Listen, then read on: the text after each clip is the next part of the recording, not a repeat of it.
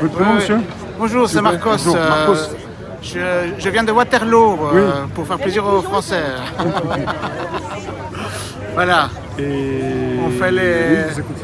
Donc pendant les 100 jours, nous, on essaye de raviver la flamme jaune. On est ici on vient de Belgique. Tous les samedis, on fait un rond-point.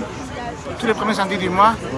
Et c'était prévu de longue date en fait, qu'en mai quand même, qui est un mois emblématique en France, on vient à Paris. Et donc voilà, on est très content d'être là. On espère un peu faire bouger l'intérêt pour le maillot, le gilet jaune. Et voilà. Et donc moi, avec DocPad justement, Oui. on a ouvert une chaîne YouTube qui s'appelle, plusieurs d'entre nous connaissent Thinkerview.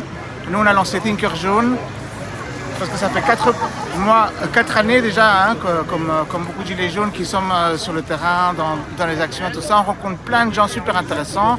Encore aujourd'hui, je suis sûr qu'on va s'éclater. Et donc venez à la Bastille.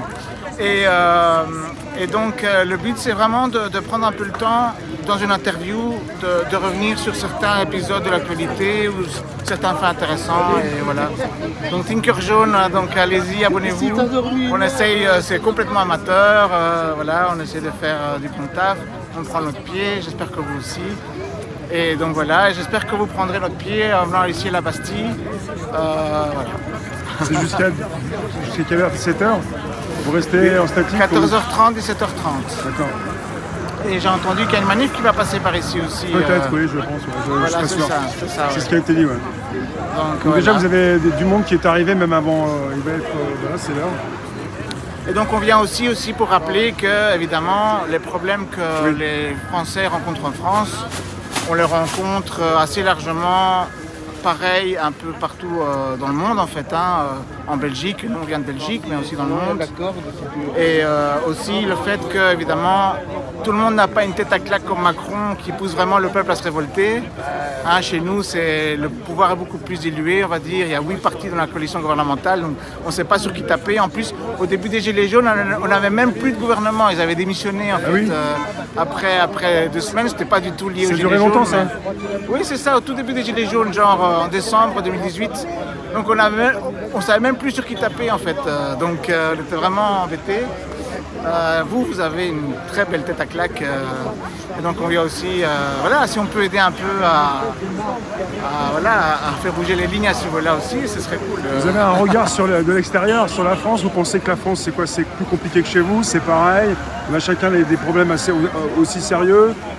Quel est votre regard sur la France et sur ce qui se passe en France? Les problèmes, en gros, on est tous, la Belgique et la France sont tous les deux dans l'Union européenne, hein, donc quand même, il faut quand même pas être dupe. On sait très bien que, par exemple, la réforme des retraites, tout le monde semble l'oublier, mais c'est clairement, Macron avait promis la réforme des retraites à l'Europe quand il avait contracté le pré-Covid. En Belgique, on a aussi une réforme de retraite qui se prépare. On a déjà la pension à 67 ans avec des aménagements, mais quand même, 67 ans, c'est beaucoup. Mais même comme ça, ils ont promis une réforme de retraite à l'Union européenne, et donc ils doivent faire une réforme de retraite. Sinon, on n'a pas les 500 millions du pré-Covid, quoi. Et c'est dans les grands titres dans la presse, quoi. C'est clair et net, hein. Ça s'est passé il y a 2-3 mois. Hein. Et donc, évidemment, les partis un peu plus, on va dire, un peu plus à gauche, c'est comme chez vous, c'est les Verts, socialistes, voilà. Eux, ils voulaient plutôt un truc pas trop dur.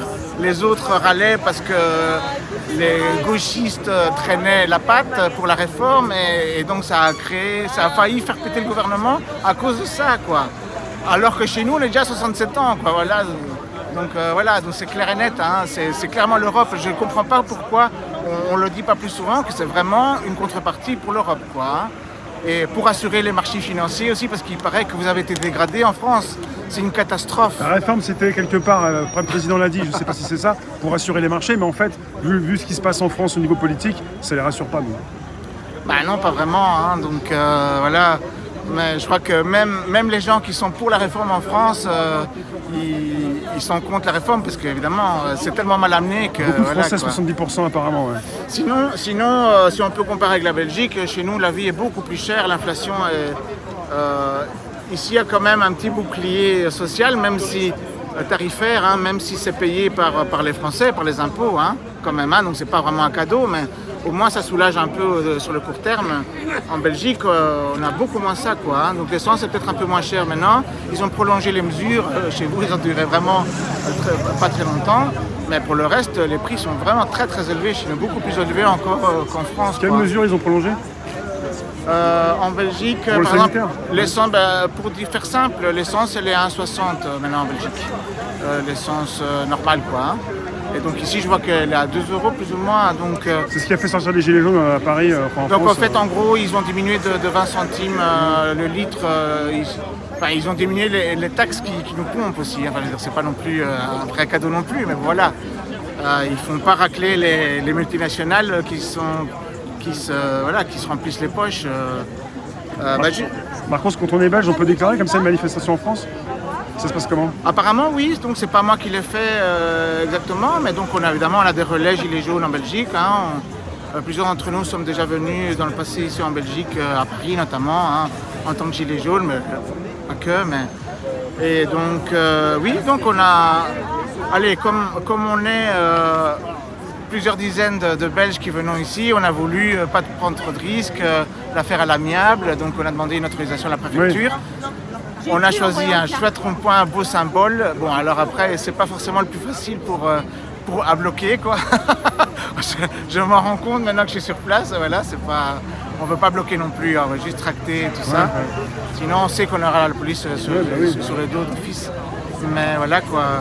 Et bien justement, je parlais de Tinker Jaune, la dernière émission, c'est surtout la problématique de l'énergie en Europe, quoi. Enfin, en Belgique spécialement, et puis en Europe. Et puis là, on se rend compte à quel point on se fait avoir à 100%. Donc, par exemple, tout le parc nucléaire belge, qui est très conséquent, proportionnellement aussi important qu'en France, en fait, il a été acheté par Suez il y a 20 ans. Ah oui. Et donc, il a été acheté juste au moment où il avait été amorti, en fait, il avait été payé. Hein. Et donc, pendant 20 ans, ils se sont engraissés. Ils n'ont pas investi un sou, ni dans le nucléaire, ni dans le renouvelable, ni rien du tout. Donc l'État est obligé de donner des subsides pour trouver quelqu'un pour investir dans le renouvelable. Hein. Et donc maintenant, avec toute la crise ukrainienne, enfin un truc de fou encore, on ne va pas entrer dans les détails, ils sont tout fous pour prolonger le nucléaire, je crois qu'ici c'est pareil. Et donc qu'est-ce qu'ils disent là-bas? Ils disent voilà, vous avez prévu 15 milliards pour fermer les centrales nucléaires. Donc ok, on veut bien prolonger les centrales, mais alors on paye 15 milliards et pas un rond de plus. Et ça va coûter beaucoup plus que 15 milliards à la société belge, donc aux citoyens, donc, aux contribuables. Donc voilà, on se fait encore entuber, on leur demande pas un rond, et en plus, on va se faire entuber, et en plus, ces négociations-là pour prolonger les centrales nucléaires de quelques années, hein, juste pour qu'ils se retournent un peu par rapport au gaz et tout ça. En fait, personne ne comprend rien à ce truc, parce que c'est quelque chose qu'on ne va pas payer tout de suite. Donc personne n'en parle, et ça passe crème, quoi. Je veux dire, personne ne dit rien, voilà. C'est ce genre de petits dossiers qu'on creuse dans l'émission Tinker Jaune, donc voilà. En Belgique, il y a des syndicats? Ouais, donc en Belgique, les syndicats sont très forts.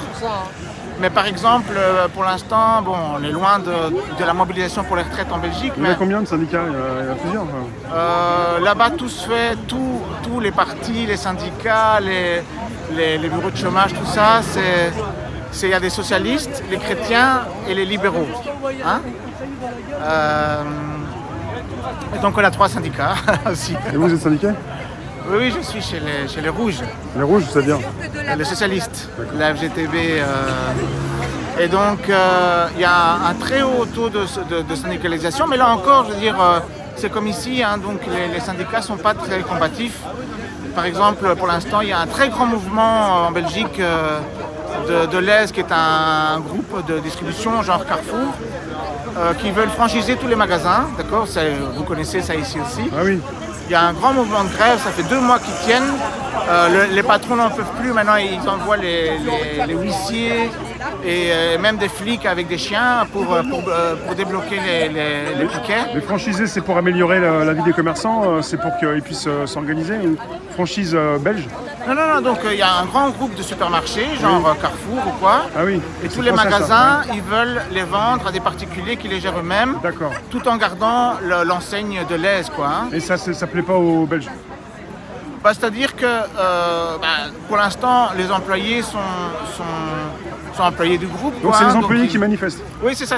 Parce qu'ils veulent pas perdre un peu leur travail. Voilà, c'est ça, ils ont peur. Alors, c'est pas forcément le cas. Hein, ça va pas être forcément pire partout, mais par exemple, ce qui se fait beaucoup, c'est engager des étudiants à la place d'employés. Hein, ah oui, d'accord, donc ça les... Aux Pays-Bas, où le libéralisme est encore beaucoup plus avancé, on peut travailler à partir de 13 ans quand même, ah oui. à 4 € l'heure. Hein. 4 € l'heure, hein. Des gamins, quoi. Le travail des enfants, on retourne au 19e siècle. Hein.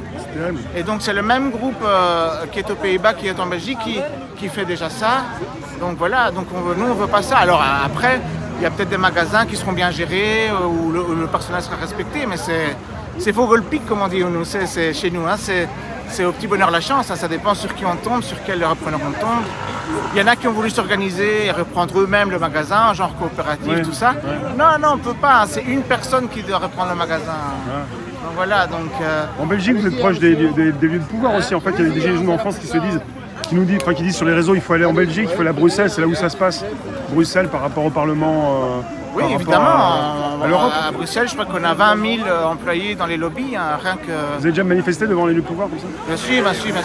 Alors, c'est difficile de mobiliser, vous savez bien. Hein, c'est possible de déclarer et c'est possible d'être proche des lieux de pouvoir. Bien sûr. Chez les Gilets jaunes ici à Paris, c'est compliqué, c'était de plus en plus compliqué d'être proche des lieux de pouvoir au fil du temps.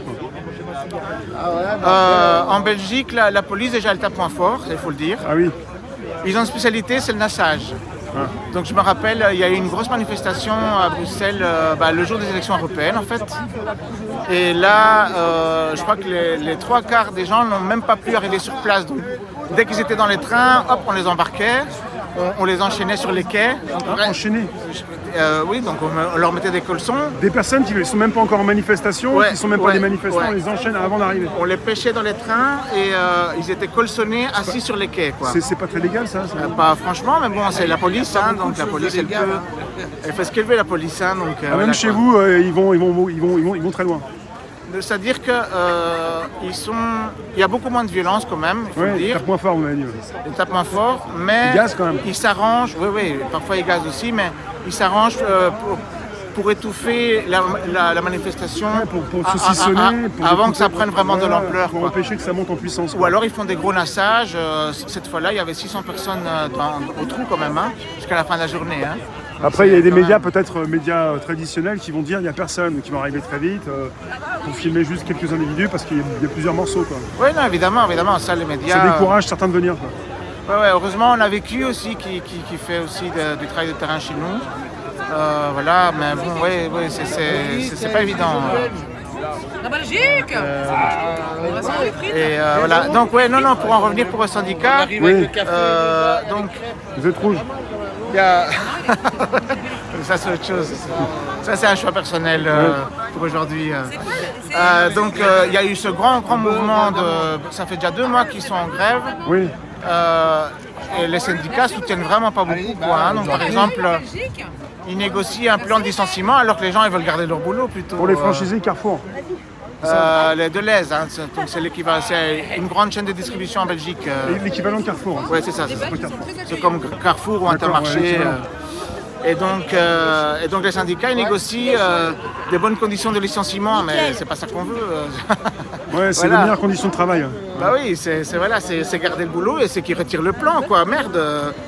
La démocratie, c'est aussi la démocratie sociale. Donc, si le patron fait des conneries, les employés peuvent dire non, on n'est pas d'accord et ça se fait pas, quoi. Hein. La démocratie, c'est pas qu'une fois tous les 5 ans aller déposer un petit bulletin dans l'urne. Hein. Là, ça c'est vraiment. Voilà quoi. Je vous remercie Marcos. Merci. Il y a un monsieur qui lui déclare, il n'est pas encore arrivé. Moi je verrai si je trouve encore quelqu'un de chez vous. Alors là je vois qu'il y a 2 voitures qui viennent de Belgique là, qui sont en train de débarquer. Voilà. Merci, je vais aller voir les renforts sont là, voilà. Merci. Au revoir.